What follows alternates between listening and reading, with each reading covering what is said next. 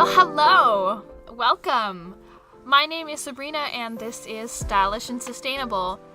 We are a media company created to empower women to live more sustainably and totally kill it living lives that we love to be living. Without any further ado, let's dive into today's episode. I'm so excited, guys. Today we are going to be talking to a lady that I have mad respect for. Katy Drew is badass in just about every way. Last week I mentioned on the episode that I have crazy respect for this gal, and there's a lot of reasons for that, but two really big ones. The first one is that Katy, about, I want to say 5 months ago, picked up her life in Woodinville, near where I live, near the Seattle area, and moved to Puerto Rico, which is a totally brave and amazing move to follow her fiancé in his track and goal to really cultivate some amazing permaculture stuff down there in Puerto Rico. And then secondly, I just have this mad respect for Katy because she recently launched her business, Taurus and Twine, online on Etsy, and she's been building this business up for such a long time. It started small, and I know it's going to go amazing places. I'm so excited for you guys to meet her today. So let's get started. With no further ado, this is Katy Drew.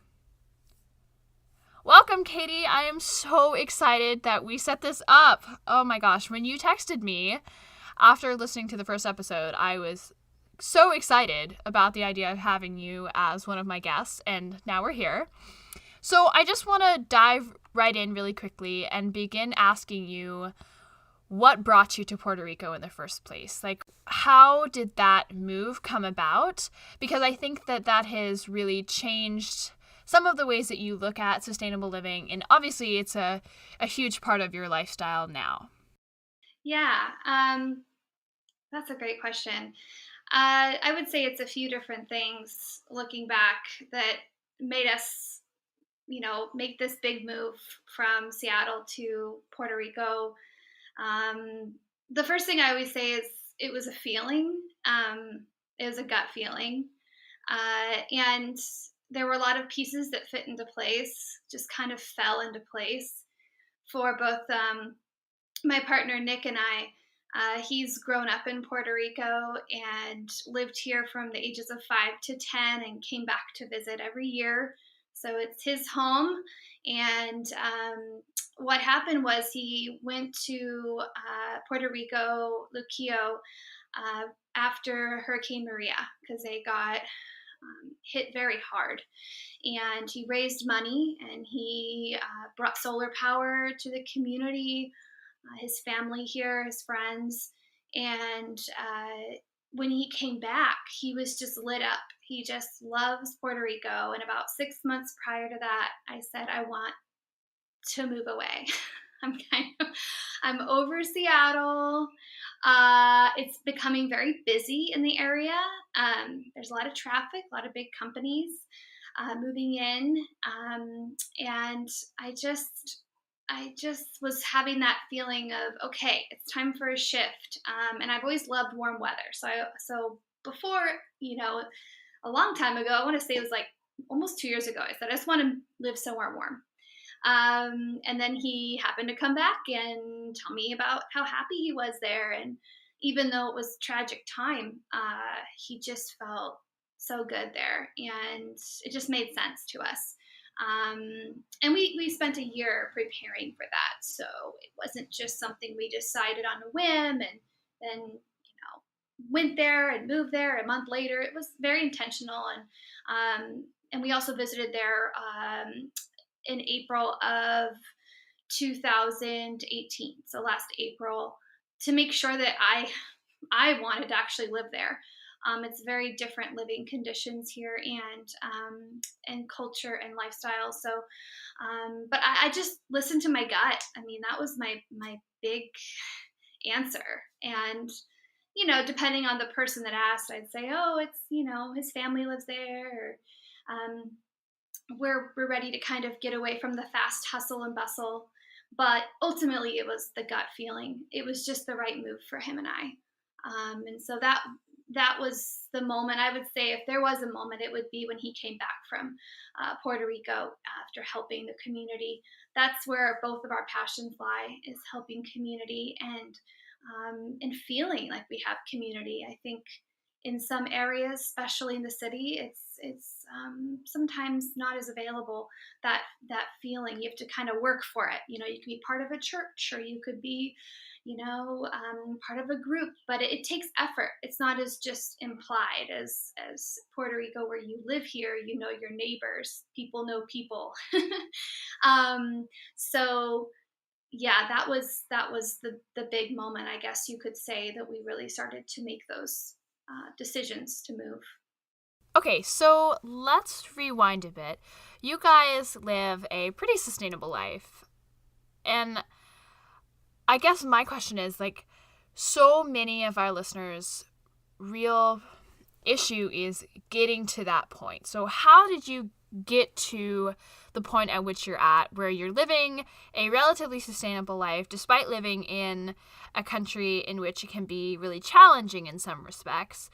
Like, what is your sustainable life story? I know a lot of us who have decided to change the way we live have kind of this tipping point, like this moment of realization at which we begin to understand that people really need to change the way they're living if we are to continue to live together in a happy, peaceful, and really wonderful, lush world. When was that moment for you? When was your tipping point moment? What was the straw that broke the camel's back? Yeah, so I don't want to say we, because Nick and I have two very different stories as to when sustainability and just being more sustainable with our lives kind of hit us and had that first moment. For me, it was when really him and I got in a relationship, and I learned how passionate he was about just permaculture. He in the first year we were together, the um, theater business was what he was working in, and it's very different. But he had worked in Malawi doing permaculture on his traveling, and so he was going through a huge transition of switching from theater to permaculture. While that was going on, it's just kind of natural that you want to learn about your partner's passions. And I do not know as much as he knows about permaculture, not even close. But it does, mean something that we were being conscious about our consumption. So that started for me, I'd say, a little over 3 years ago, when Nick really did kind of enter my life and in my space. We moved in together very, very soon after dating.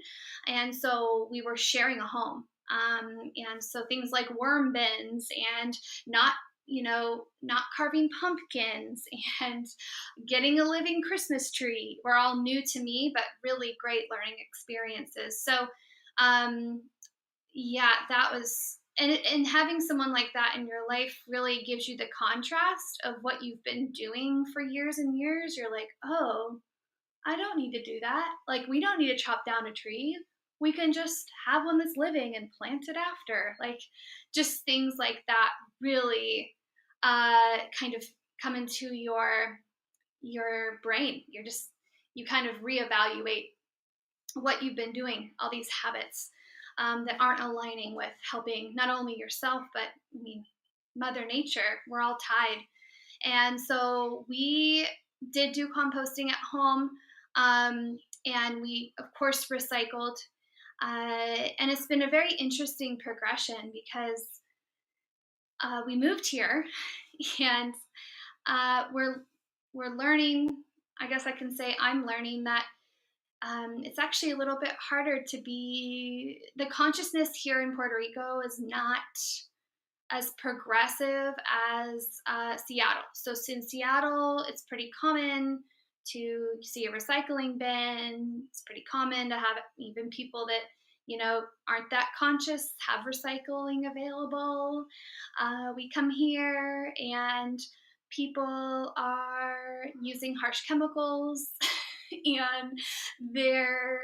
on their like yards, and I don't want to judge because that's just, they don't know. And so I'm not trying to come at it from a judgmental point of view, but more of just an observational point of view of like, oh, that's interesting. There's recycling centers here, but like I think the closest one is 45 minutes away. And so it takes more effort, you know. It doesn't mean you can't be sustainable. You can't make changes, but it takes more effort. And sometimes it's more expensive because I believe you paid to recycle. So the cost of it financially, and then of your time. And that's why I'm learning that people don't do it. You know, they just don't. They don't they don't want to spend that extra time, and they also don't know. They probably don't even know. They don't see the results. They don't see the link. You know, all the places they're putting all the garbage, as many of us do. But Nick is one thing we're doing here, is we're trying to reuse things that, you know, like paper, that are just, you know, would be rather be thrown away. We're trying to use that. We're collecting our cans, and you know, we will make a run to the recycling place probably in a couple months. But it does take more consciousness, because you're thinking, oh, you know, is this going to be something that will be very wasteful, or can we reuse it? And so it's been a big shift for me, really, because Seattle's always been pretty ahead of the game, about just sustainability overall. And yeah, it's been a big shift. And then you know, Nick is working here, on our family friend's land, and he is helping them grow food, is the simplest way I can put it, in a sustainable way, not using any harsh chemicals. And that is just going to heal the earth a lot. Nick and I, we also compost here already in our backyard. It's not probably something that's super sustainable, but we will get a compost. But we're still newly moved here, so we have a place in the back, you know, kind of away from the house, that we just toss our food items, coffee grounds, you know, banana peels, that type of thing. But we do want to get an actual, you know, compost pile at some point. We're still just, you know, getting settled in. So that's been a huge piece of us, is like we have this one side of, oh, people here aren't really conscious in a lot of ways about their consumerism, and then we also have this beautiful possibility and future of growing and also educating the people so that they can be more conscious consumers. So we're happy about that. I really love that. And I also love how you mentioned just how powerful the influence of our loved ones can be. And I love the story of how Nick really kind of woke you up to what was going down in the world of sustainable living, and how just him walking the talk and really being like a proud poster child for kind of this way of life almost did a lot of the transitioning and teaching on it. You know, Katy, I know your sustainable story well, but listening to it again, like, it sounds, especially now after you've been in Puerto Rico for 4 or 5 months, that your sustainable life story, we'll call it, is kind of leading you towards like some amazing opportunities to really educate the community there in Puerto Rico, and I don't know, like maybe even usher in some change in some respect. I think education is so ridiculously important. And I'm just wondering, this question wasn't even on my sheet, but like, where are you guys seeing opportunities to educate people in the community now? Yeah, I think that one of the biggest ways is right now there's a farmer's market that I work at selling my products, and Nick works at helping me, and also helping a man named Gino who owns his own farm and sells the organic produce from the farm at the market. He also does farm tours, and I can see his business just getting very big because I do feel a shift here is happening, um, especially since the hurricane, because people realize that unfortunately they can't rely on the government for assistance. So they need to rely on themselves. And simply something like, gardening 101, teaching people how to plant rooted vegetables. So even in the case of a hurricane, they can have healthy food, and I'm sure an abundance of it. I mean, once you learn, how to grow, where to grow on your land, here in the tropics, things grow like crazy. It's mind blowing, and I'm not even like a huge plant nerd. Like I'm a normal, not normal, but like I'm a normal person. I don't nerd out on those things, and I'm still like, what? I mean, it's just, I'm continually amazed by the nature here, and how it's so forgiving and it's so abundant. And so I went on a little tangent, but going back to your question, one thing I see a lot now as a possibility for education is small farmers like Gino, because here it's kind of feels like we're in the 90s a little bit, in that things are a little bit behind. And I like it in a lot of ways because there's a closer connection to people. People talk to people, people know people. I feel like every person I meet, they know somebody I know, and I only know like 10 people, and it's like a small town vibe. It's an island vibe. I mean, there aren't that many locals here. A lot of people are snowbirds. They come in, while it's cold on the East Coast, and they come back, and so there's not a lot of permanent residents. So there's a lot of talk. The learning about something from word of mouth is very powerful here. And so the farmers market is great. And then, Nick's going to be working with him. And it's just really fun to see they're doing they want to do a garden at one of the schools. So obviously involving children in any capacity is going to, educating children is going to, create a domino effect. When kids learn things, they share it with their parents, with their family, their friends. And I really do think kids are the change in a lot of ways. And if you teach them, they will teach their community. And so that's a project I know he's wanting to get started, which is very exciting. And that to me is the biggest thing that comes to mind.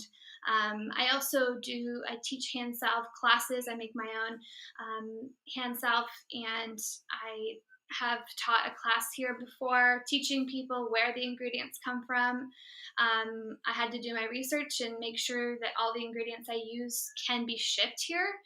And of course, ideally you would find someone that has coconut oil from here, but and when I do, I will use them.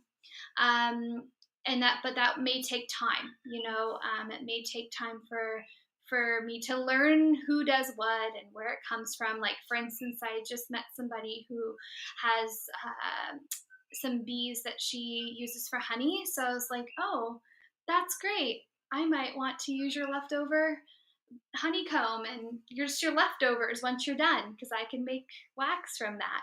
And so just things like that are also important. And just taking our knowledge and just expanding it and helping connect to as many people as we can, and also create classes, create education, and And yeah, I think it's definitely looking up for here. It's especially with people like Gino.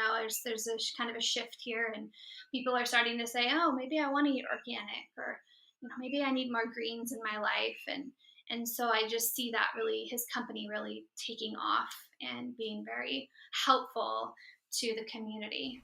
I think it is just so powerful and also really inspiring to hear about people like Gino that are not only bringing organic produce or similar services to their communities, but ultimately are really just bringing education to their communities. And I think that is so just insanely empowering. And Mm-hmm.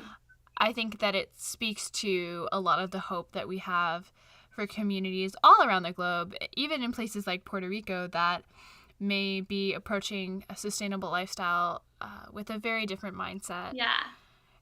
Speaking of like people bringing assets and sustainably minded assets to a community or a home, I'm going to kind of try and gracefully transition us into the next thing I really want to talk about with you, which is body care products.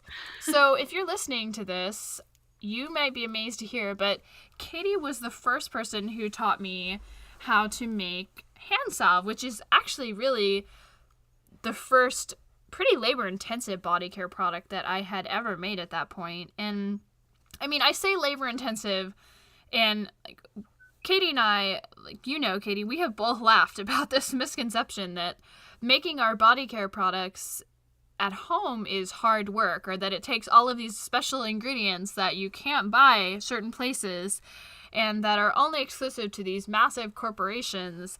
And I think that people think that like Target and Rite Aid is the only place that is capable of supplying us with lotions or shampoos. And honestly, I definitely believed that for a long time. And the reality is that it's actually just so easy and sometimes a lot cheaper, and more often than not, a lot more environmentally friendly to just make our own at home. So I guess my first question to you about body care products is not only why did you start making your own, but also like what did you start with? Like where did you start? Yeah. Well, the first body care product I made were bath bombs, or like bath fizzies. And I made those because simply it was way too expensive to buy them from. I was buying them at Lush, and I poured a lot of my money into that store, and I was just over it. And so I got all the ingredients and made those, and that kind of gave me the confidence to start making my own body products in general. So it started with Christmas 2017. I have a very big family. My parents divorced at a young age, so I have two families, and I have about 10 people in my family. And I'm the only person between the two. So so no one else has to buy for that many people, but I do. So it was stressful every year because you're thinking of the individual person. And I just said, I'm done. I'm done with that. Everyone's going to get the same thing, but why don't we make it? By we, I mean Nick and I. We're going to make body products for everybody in our family. So like a little basket for every person, or like a couple, like my stepmom and my dad, like they got a big basket. And in it, I made the bath bombs, like a scrub for your body. We made a lotion, the hand salve, and the what else did I make? Well, you get the gist. There was a good amount of stuff in there. And so so I gave those all out to my family. And while that was going on, Nick had brought hand salve to his work, 21 acres in Woodinville.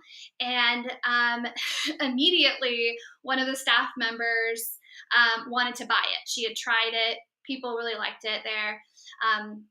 And this is a sustainable educational farm, so they're using their hands. The employees are very physical there, and Seattle can get very dry in the winter, so people were really liking it. And this one staff member bought five of them for me, and I'm like, what? Like, I didn't think it was that good. but it had really good ingredients. The first batch actually had rosemary infused um, olive oil, and it had been sitting there for like it'd been sitting outside in like a mason jar on our porch for like 6 months. So it was like really infused. I think there were some healing properties in that olive oil. And so, uh, yeah, and so I was kind of selling to this person uh, that worked for 21 acres, and it just kind of gave me that confidence of, okay, like if she, if she wants to buy 5, then it must be good. And I loved it, Nick loved it, everyone that used it really enjoyed it. And I had some really high quality ingredients in I'm pretty sure it was all organic, and it had raw beeswax from a farm. I think it was like 3 hours away. I think it was southern Washington, and it's called Mill Creek Farms. Mill Creek Honey, I think, is their Etsy. And I really think the quality of the honey. Oh, and sorry, beeswax. The quality is a huge thing, and part of the beeswax was actually from 21 acres, because another staff member gave me all the beeswax remainings after they got all the honey. It was not clean. I had to learn how to clean it, which is not hard, but it is a little timely. And I got this beautiful beeswax for free. And so the quality was just so high of that. And so, yeah, I have just started, honestly, to sell it online. I just listed it a couple weeks ago. The rest of the time it's been kind of through word of mouth, or it's been a gift I give. But yeah, and I have some new labels coming, which I'm very excited for. And it's just fun to share at the market, to have people come up and touch it and try it and be like, oh, this is so nice, because it's not very sticky, it's very smooth. And really, I think the reason it's so good is because it's all natural. The properties in these oils are extremely healing. They're antimicrobial, antibacterial. I mean, it's just good. It's good for your skin. You're putting it on and you're like, yes, this feels good. Even the little girls I used to nanny would put it like not only on their hands, but they'd like put it under their nose because they love the smell. She's like, I just want to smell it. And if kids are putting things on their like, kids are in tune, and so if they want that on their face, like, it must be okay. So, um, so that's how it started, was Christmas, and just honestly being like, I'm going to give people my love and body products. It was actually a really great time for Nick and I to like have some quality time. We had a super fun day, just like making all these things. He got to learn how to make it. And, yeah, and then I sold my hand salve for the first time at 21 Acres for one of their markets. And then I was asked to do a hand salve class. So it's kind of cool how things just kind of happen naturally. And I taught a hand salve class there. I taught one here in Puerto Rico.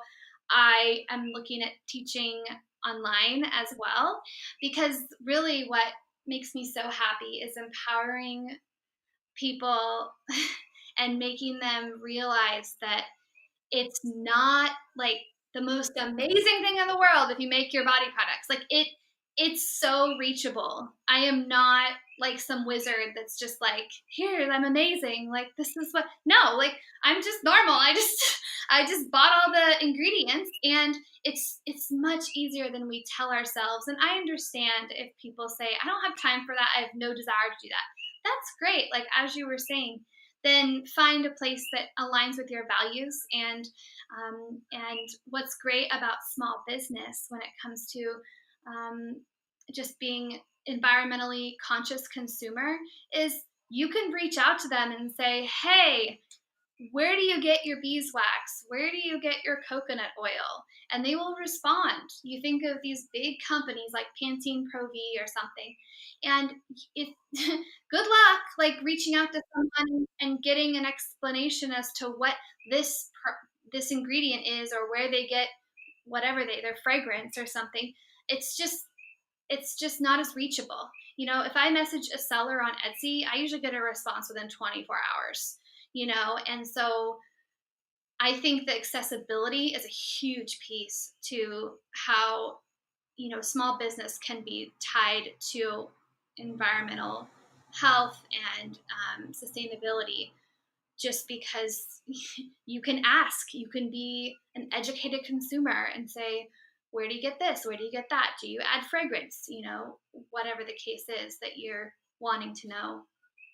Oh my gosh, I love so much that you mentioned that, because the funny thing is, actually, for our first episode, and you know this because you listened to the episode, we talked about being a conscious consumer, and that it seems to be that the larger the company, the harder it is to really get answers to the kind of questions that we need to be asking as conscious consumers. Like, where is it made, or who makes it, blah, blah, blah, so on and so forth. All of those questions, it seems like the bigger the company, the more likely it is that you are not going to be able to actually have a hard answer to the questions we need to be asking. So I guess that kind of leads us to the assumption that when you buy from smaller companies, you actually have a greater likelihood or a greater chance. I guess that leads us to this assumption that buying from smaller companies allows us to more easily be conscious consumers. And I don't know about you, but I have totally found that to be true. Mm-hmm. I think that, like you mentioned, finding out how they source or seeing if they align with your priorities and morals is so much easier when you can just shoot them a message on Etsy or on their contact page, and it's actually going to be the owner, the person that's making the products, responding to you rather than some marketing rep or something like that. Yeah. However, the side effect to this conversation, or the question that we really need to all ask, is like, the reality is we probably are not going to be able to make all of our body products, just because clearly we have lives of our own that we're all living and crushing it.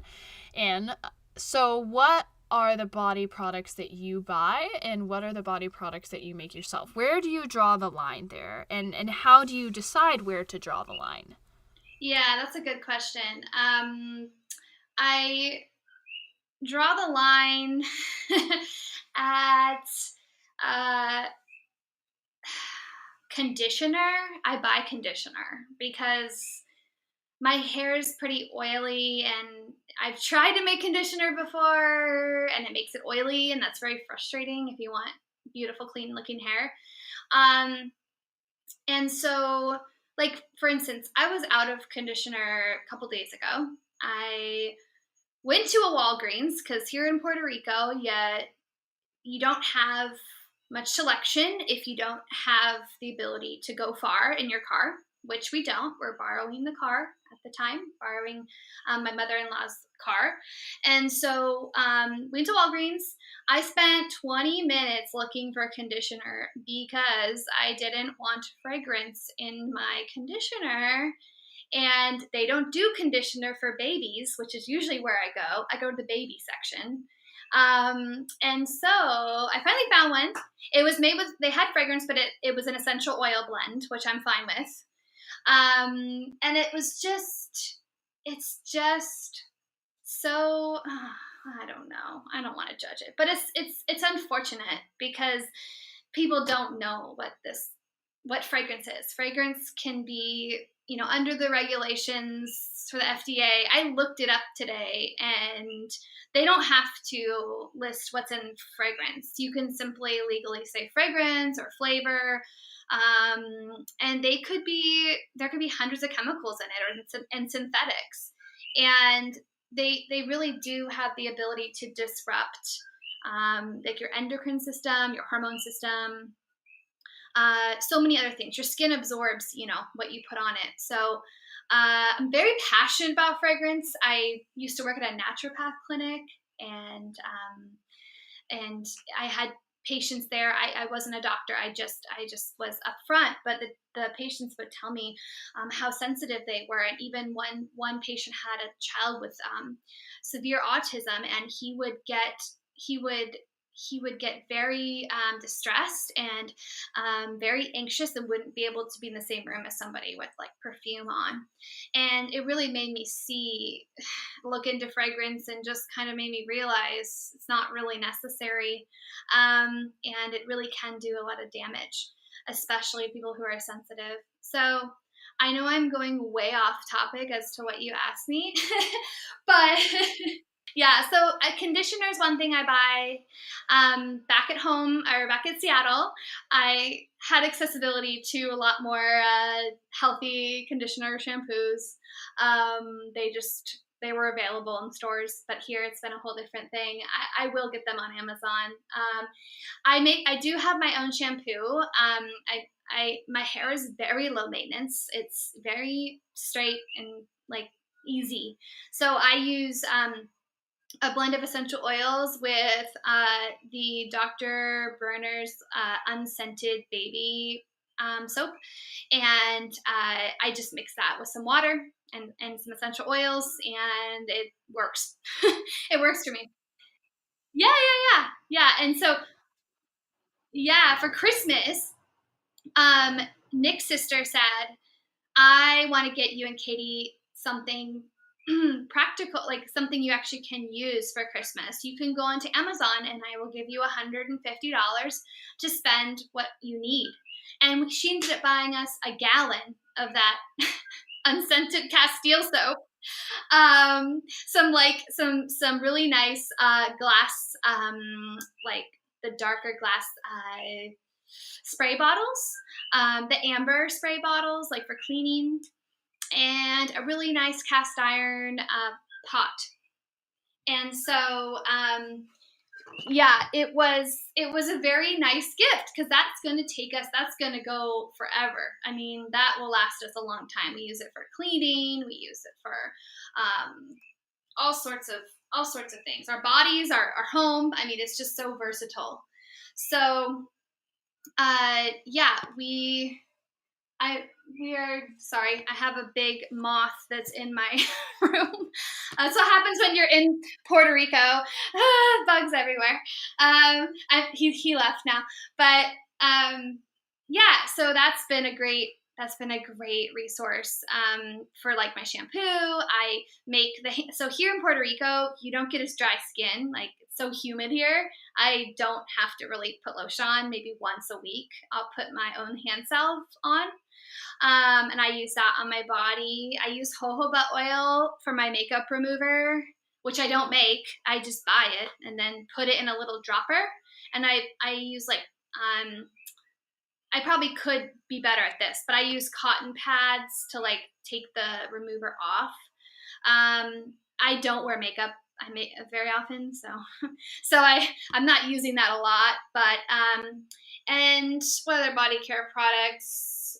Yeah, that's Nick. I make him some beard oil, and he really likes that. It's just some sweet almond oil and jojoba oil with the Balance doTERRA essential oil, and which I love the smell of, so it's nice.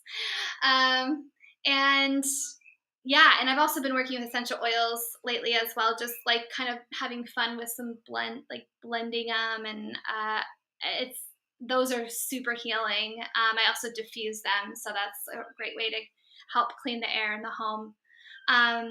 But yeah, the thing I do buy is conditioner. And as for any other kind of body care products, I do buy my makeup. I don't make my own makeup. I'm not at that point yet, but I have faith that I could learn. I think when you start learning even just something like a hand salve or body scrub, you kind of realize you can do it. It's a matter of how much effort you want to put in, how much time, but you can do it. It's not something that is not reachable. I also make my own laundry detergent, which honestly, the reason I did it was to save money because it's like 0.06 cents a load, but it's an environmentally friendly one. It's there's no borax in it. It's all pretty natural ingredients that work well. So I try and expand that into the home as well. Yeah, no, I think that for the majority of products, making your products is so easy. Making things at home is so easy. And you Hmm. really do. Like you said, you just have to start somewhere. And once you finish your first product, like I know for me, it was just a really simple sugar scrub I started making for friends when I was in, gosh, I want to say like freshman year of high school. It was just like a fun DIY. But that first project and that first little DIY experience will totally empower you to make more and to believe that you're totally capable of doing this on your own at home. Yeah. And one step at a time, just like I was just reiterating, like I didn't learn all these things in one day. I mean, it was a very slow progression, but looking back, it really wasn't. It was like a couple years and I learned how to make like 10 things, you know? And I think the first couple times it just gives you a lot more confidence. And really that's the root of why I teach my classes, because I want people to become empowered. I want them to know that it's doable. It's really very reachable, very realistic, and yeah, it's empowering. Like to make your own things, and especially it does save you time. Like my laundry detergent lasts me a year. It takes me maybe 30 minutes to make at max, like including ordering the stuff and paying and then getting it. Like it is very simple, and so really it is a money saver, it's a time saver, and it's like a planet saver. So it's all in one. You mentioned Castile soap, which I just absolutely love. But that actually leads us perfectly into my next question, which is what are a few of your other favorite waste free, we'll call them sustainable lifestyle products? Top three, I'd say vinegar and mason jars is another one. I love mason jars. I use them for everything. Uh, the last sustainable, man, oh, there's so many things. I mean, the Castile soap is. Did you say besides Castile soap or? Oh, yeah. Oh my gosh. We can totally include Castile soap. I love that one. I love that that is like in your top three. I mean, honestly, like Castile soap and essential oils are unstoppable. I can like clean my entire apartment and wash dishes and do laundry, just do like a million things. I feel like with just a little bit of Castile soap and some water and some essential oils. Yeah. And then like an essential oil I love is tea tree because it's antibacterial and antimicrobial. So we have like a really simple spray that we use that's just tea tree, peppermint, Dr. Berners, and water, like distilled water.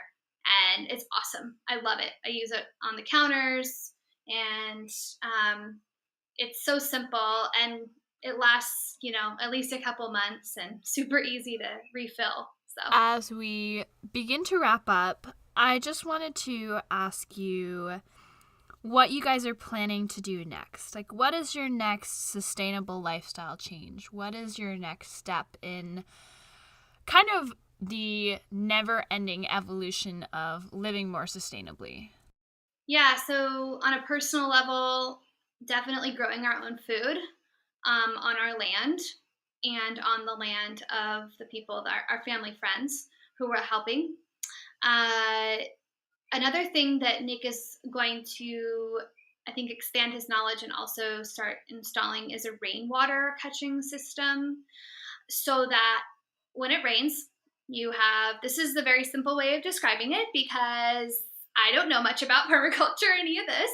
So there's a big bucket and it rains and the rain fills it up, and there's a way to disinfect the water so you can bathe in it. I don't think it would necessarily be drinkable at that point, but definitely you can shower, you can use it on your lawn, and you would basically have, in a sense, free water. You wouldn't be paying for your water. And in case of a hurricane, so here they shut the water off pretty often, usually at night. but when there's any kind of drought or hasn't been rain, they just shut it off.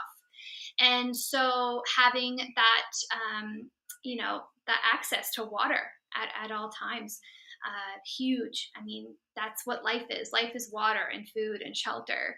So those are the two things on a personal level. And then, of course, expanding our house, making sure that we're doing composting and being very conscious with, like for instance, I save my paper scraps from my card making, and I give them to our friend up the street, and he's an artist and he does like mixed media and he does painting and he uses those in his art. So little things like that, just because they matter, even little things like that matter. And on a business level, for me and my products, really starting to learn about how I can get some of my ingredients more locally, and also just being more eco-friendly in my company. So, for instance, I making sure that I have access to recycled cards, so that when I make my cards, the basis of the card, just like the card itself, without any decoration, is recycled material, and that's where my vision is heading, to make it more so that way, and just be more eco-friendly, so that when somebody like you, Sabrina, reaches out to me and says, what are you doing to be more eco-friendly, I have a super easy answer, because I'm doing a multitude of things. And so especially being here and seeing how beautiful it is here, and seeing the contrast of just there not being a lot of education about how to heal our earth. And I appreciate the beauty even more, because it's just we're up in the rainforest, so it's like, I always think of, it's like Jurassic World, when they like zoom in on the island. Like, that's how I feel. Like it just looks like nothing's been touched in this beautiful rainforest, and it's just so beautiful. And so yeah, that's those are some steps that we're going to be taking. Another really cool thing I wanted to add, and I'm so sorry I don't know the name of this, but it is a toilet that I hope I can explain this, but it's a toilet. It's a compost toilet, okay, which I'm not going to explain how it works, but people can look into it. It's a compost toilet that creates, so it basically, the waste goes into this really cool, like this big bag, and it's not inside your home, it's outside your home, don't worry. And the bag has all that like methane gas and everything, and you can actually toss in, and it's a huge bag, it's like the size of like half a car, and you can toss in your food scraps in there, like securely, and it's a compost pile. So it's creating this methane gas, right, from your food scraps, from your like waste, your bodily waste. And then there's a way to use that methane gas to fuel your stove for 4 hours a day. It is so cool. And it's the thing is, for Nick and I, we are not at a place quite yet where we're able to invest in something like that. But when we are, we will buy that, because that will save us money in the long run. I think a lot of these environmental shifts, if they're something like that, solar panels, whatever, they're very expensive in the beginning. But if you look at it down the road at 20 years, it's going to save you. So anyway, I just thought this was such a cool idea. And yeah, we're really excited we're gonna like do a YouTube channel, and he's gonna talk about it once we buy it. But we're very excited for just things that exist like that, in the world. People are shifting their way of thinking, and it's a win-win, so yeah. Katy, I have just loved this so much, and I am just so glad that we were able to become friends when you were living up here. You know, we are probably going to talk for way longer after we sign off here. But before we go, I really want for my listeners to get a chance to hear a little bit about your business, Taurus and Twine, and what you're doing over there on Etsy and all your fun social media platforms. Oh, yeah. So my company is called Taurus, like the zodiac sign, Taurus, and Twine.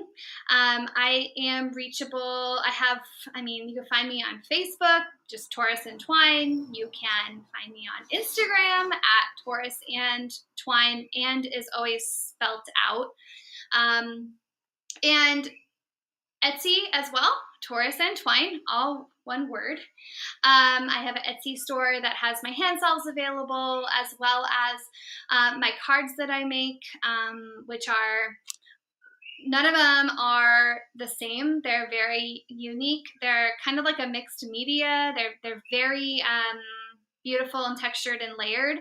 And they also say really funny things. So if you have like a really sarcastic, real delivery, or maybe your friend you're giving it to does, you can, it's just, I don't want to say the words out loud, but they're just really funny quotes.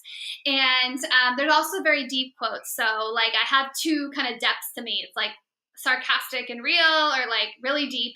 So that's just kind of a reflection of me. I'm also actually in the process of creating some different art that I'm really excited to announce, and that will be on there in the next month or so as well. It's just some handmade art that I'm working on. But yeah, and if you're ever in Luquillo, which is where Nick and I are, please reach out to me. I would love to show you, the land, what we're working on.